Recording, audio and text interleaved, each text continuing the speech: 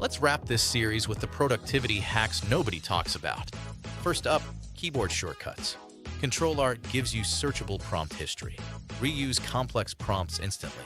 Mac, Command-Option-K inserts file references. Windows or Linux. Alt-Control-K, stop typing paths manually. Now, the checkpoint system.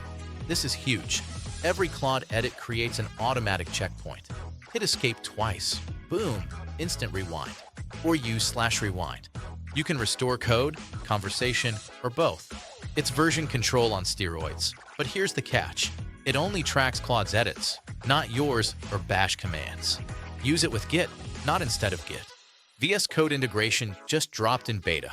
Claude lives directly in your IDE now. Dedicated sidebar, real-time inline diffs, most CLI commands available right there.